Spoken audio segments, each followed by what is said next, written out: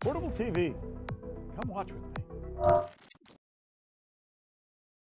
Here on the news with Rick Sanchez, we've been also keeping up with date on most important issues facing the world today, and it's one that's being pretty much ignored by our competitors, also having to do with China. Military tensions in the area of the South China Sea continue to escalate, dangerously so.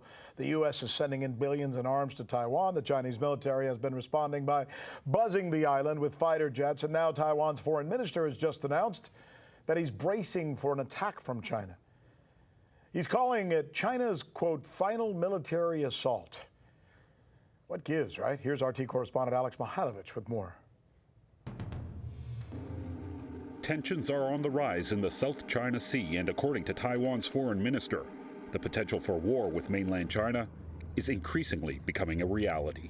Disinformation campaign, hybrid warfare, and recently they have increased their gray zone activities against Taiwan. And all these seem to be preparing for their final military assault against Taiwan. Many believe that the reason behind China's display of military might is to deter foreign involvement in what it calls its internal business. The U.S. and its allies have made their presence known in the area and have thrown their support behind Taiwan. America has gone as far as to bolster its weapon sales to the government of Taiwan, breaking a promise made in the 1980s to reduce and eventually end weapon sales to the island.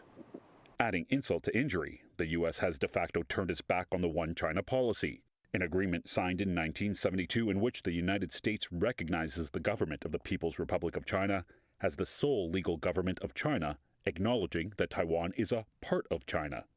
While it is evident that the moves in recent years on behalf of the U.S. are a part of a larger strategy towards China, Taiwan has become a pawn in the battle between the two superpowers. With the U.S. and its allies pushing the issue, China is being prompted to react. China must and will be reunified. We are willing to do our best to strive for the prospect of peaceful reunification, but we will never leave any space for Taiwan independent separatist activities in any form. Up until recently, China's tough words have been accompanied by an acceptance of a status quo with Taiwan, where reunification seemed to be planned for some time in the future. But that seems to have changed. The fact that Taiwan has been emboldened by a load of new weapons and moral support from the West isn't helping the situation. This is our country, this is our people, and this is our way of life, and we will defend ourselves to the very end.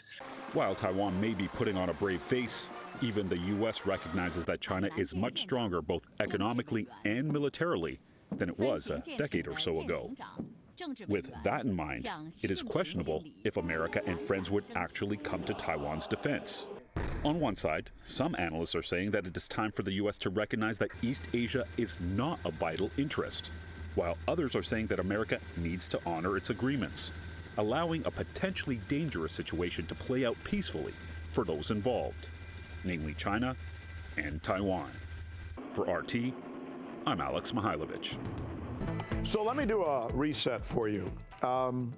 China seems to feel like we, the United States, are pushing them into a fight by constantly sending troops. I mean, ammunition, hardware, tanks, fighter jets, all kinds of stuff to Taiwan, right? Taiwan is saying that it feels like China is about to attack them any day now. In fact, that's the latest from their foreign minister.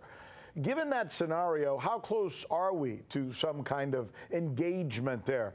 Pentagon official Michael Maloof is good enough to join us now to talk about this or try and kind of put it in perspective for us. One gets the sense that we're either on the brink or that people are just posturing because they want things. And by scaring us, they're going to get what they need. Help us understand this, Michael. Well, yeah, I think it is postured at this point, mainly because of the increased tensions primarily between the United States and China.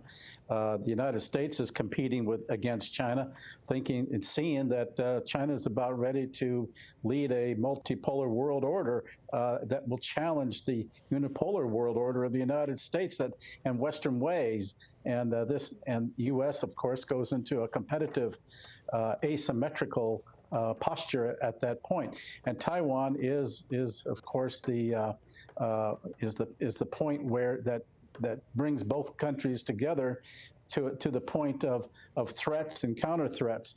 But in reality, China doesn't have the power projection to really undertake a sustained invasion of Taiwan. There's a 100-mile gap between mainland and Taiwan, and Taiwan does have military capabilities.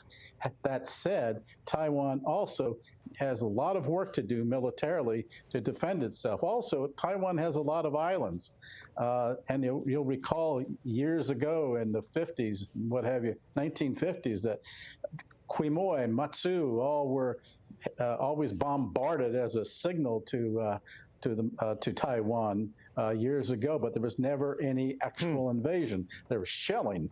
Now, if China were really serious about attacking Taiwan, they would do more of a missile attack, and they do have missiles capable of reaching. I don't think we're there yet. I think this is also a means by which Taiwan seeks more Western assistance in the way of military goods, such as submarines. They need submarines. Given that 100-mile distance between the mainland and Taiwan, it's a long distance. You're going to need ships. You would need to transport troops. And if you have a wolf pack of submarines out there to take them out, that can be very, very damaging to China, considering that China really looks to its own prestige to. So it's a serious problem that's not going to go away, but I don't see any imminent attack. Michael Maloof breaking down the potential war scenario for us like only he could. Thank you so much, Michael. We appreciate it.